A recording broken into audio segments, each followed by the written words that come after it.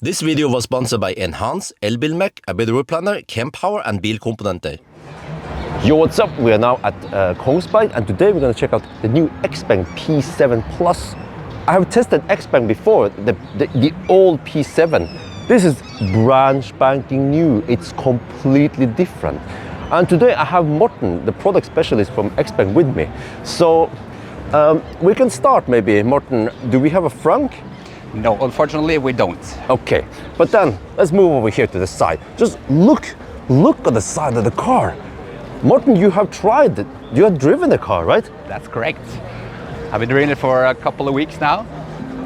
So and how is it? To say it's, I think the total package is very good. It's for me, I would test it like a family car, and that's with two children and a stroller and everything, and it's been really good. And this is like the more sporty car for us. Wow. Oh, so, and then what I see? It's so long. It's 505 centimeters long. And then what about the wheelbase? It's 3 meters exactly. Does it have air suspension? No, but it feels like it actually. It's very, very comfortable. And is it quiet? Can we open it now and check it out? Of course. Let me see. So it has the Xpeng doors. How do you operate it? All right, and then no acoustic glass here. Doesn't it? Okay. Let's check out the interior. I want to do it outside first. So if you can look here, look at the slick. Yeah, when it comes to drag coefficient, what was it again? Oh, it's 0.207, but I'm not completely sure, but it's very low, so around there. Yeah, and in China, the 2025 model is already out. Something about 5C battery. How was that, the battery size and so on? It's the battery size is 74.9 kilowatts. And it's all, as you said, it's 5C charging. And then 10 to 80% charging takes 12 minutes. 12 minutes. We're talking about around 400 kilowatt charging here. That is insanely fast. Okay, look, okay, in the back here. There's a Chinese encryption. This has this UBT port, P7 Plus. It has 2 cameras there. Oh, I see they probably have different focal length, but also another camera there. And then how do you open this trunk? I'll show you. Ah, okay. And then one thing I noticed here is that the interior is not black. It's not 00000. It's more like 202020. It's slightly gray. And then we have a little strap on here to put on your stuff. The subwoofer seems to be here. Do you even know how big it is? I think it's 10 inches, 8 or 10. Yeah, 8 or 10 inches. I think it's 8 probably. And then we have a 12-volt outlet here. Hook for bags. And then, can you open there, please? Of course. See, we have, oh, actually quite big. Oh, okay, you have the GPT adapter there, yeah, and some other stuff. But quite big, well under here. But is this rear-wheel drive or front-wheel drive? What is it? This is rear-wheel drive. Ah, can you get it with overdrive? Not per now, but we'll see in the future. Okay, so it seems to be quite big. And then, Morten, how tall are you? I'm 180 centimeters. Okay, can you go in the back seat there, on the other side there? Of course. I'm gonna see. Okay, 180 centimeters. I'm 173 centimeters. So we're gonna see now. Oh, look at this. The seat is very far back now. I can take it. Okay. Just a second. Ah, okay. If we move it to more normal. This is more normal, I would guess. Wow, we are talking about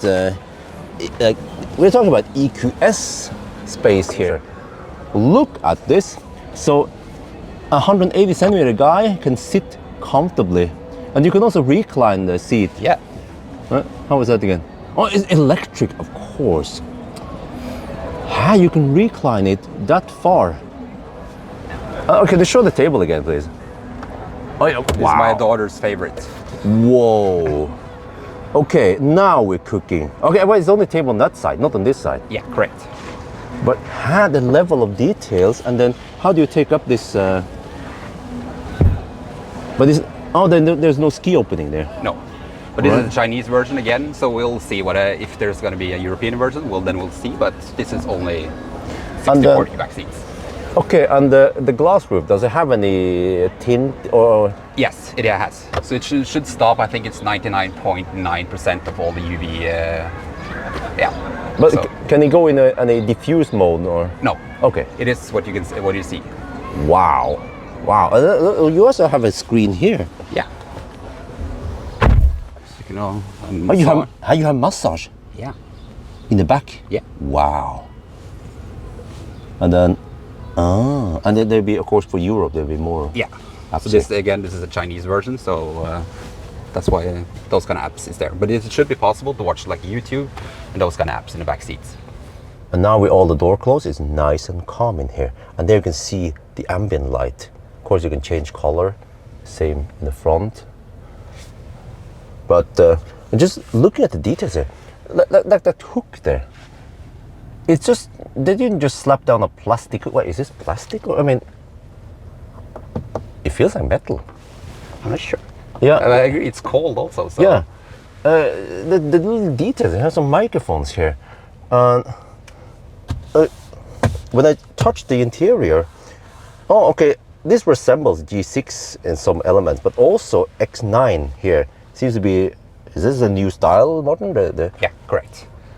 So here you can adjust the seat, and then here is just for opening and closing the windows. So you see, now we're in the most upright position, and then I have about a fist of headroom here, but if I recline, I feel like it's almost rubbing a bit in the back.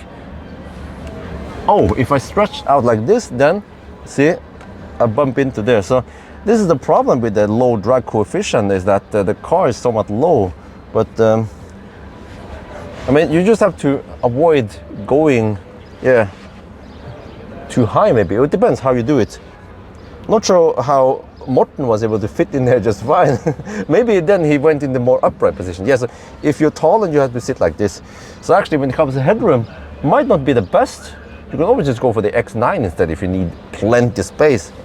So the center console, you have two cup holders here. We have phone holder there. But no, wait, as far as I know, there's no wireless. You can't have wireless charging with just that piece, yeah. So it holds two phones there, like my quite modern Samsung Galaxy S9 Plus. But when it comes to charging though, there's only one USB-C here and it doesn't seem to be illuminated. I wish they would have put two here at least, right? Well, you can maybe, I don't know, have a split or something. But in general, I see that the interior here is just insanely nice to touch. Dude, guys, like, compared to many other cars, I've seen also, we have the Xpeng X9 over there, and I got the same feeling when I sat in there. The fake leather, yeah, but the seat, the material is just so nice and plush, and the quality and the comfort feel is just incredibly high. I'm just blown away by how it is now with Xpeng nowadays versus early Xpeng. The P7 I tested many years ago is nowhere near as cool as this. And in the front we have seat adjustment here. I bet the memory is done in the screen like other Xpeng. We also have the lumbar adjustment there. And then okay, let's get inside. You see, you have the same controls here, you see? No soft close, by the way. You open and close like this, but the door closing sound, it's actually pretty good. And then, okay, relatively big screen here, manual adjustment here. Wow, just look here. Like, dude, this is what you get in Chinese cars nowadays. It looks so nice and plush with a white interior. And here, of course, we have two, exactly. Two wireless charging pads with cooling, perfect for iPhones that overheats. And also here, look here, the details for your wifey or your man friend. You can have a purse holder there, huh? What about that? Two cup holders there. A quite big center console. And here we have the fragrance vials. Oh, that is nice that they are located here. Easy to replace. Normally they'll be located way down here somewhere, like you can't really feel it, right? So now just look at the seats. Wow. What did I say, huh? Game over for the Germans. When Xpeng introduced something like this, you know, It's gonna be a struggle, man, with the European brands. Okay, header in the front. Oh, at least here, plenty. You wanna put the tall guy in the front. And here you see we have the backup camera, but you can press a button and you can get the conventional mirror also. I like it that you can choose. I mean, it is all in the details. Look here, the way they designed this. It looks nice. You see, it doesn't have to be cheap plastic. And then big screen. Wait, how big is this? Actually quite short or quite small border around the screen. I like it. Seems to be around 14 or 15 inches. And this is the same Xpeng user interface you know from other Xpeng, right? Lots of adjustments here. And of course, massage. Let me see. Release stress. Oh yeah. Oh, it is good. Hey, what is that? Driver seat waist relief. I'll try that. Oh, it's just a slightly different massage program. And the steering wheel doesn't have the haptic shit. It has physical buttons, and this will adjust the temp. Okay, you can configure it to what you want, but it doesn't slip. You know, I tend to have sometimes dry hands. It doesn't slip when you do this. And no haptic shit. And also, let me check here. It has actually nice feel and resistance on the knobs. Dude, you're getting this in a Chinese car. And this, what is that? Okay, I'm trying to shift gear, okay. But you get this level of comfort, you know?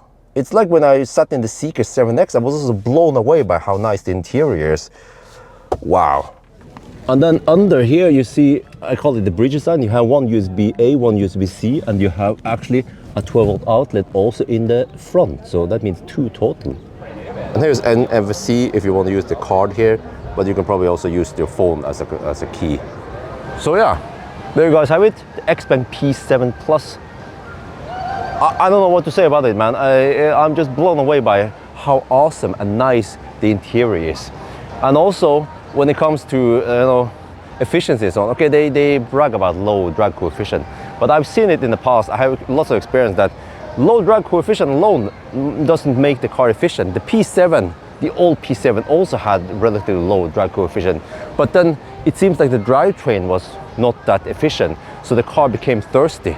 But now with the recent G6 and G6 we have it over here, right? And the other Xpengs, they've actually made the cars efficient. So I believe that this should be promising, and it charges like a boss. Can't wait to do 1,000 kilometer challenge with it, and also maybe Sunday drive. So that's gonna be for now. Hope you guys enjoyed this video. As always, thank you for watching, and talk to you later.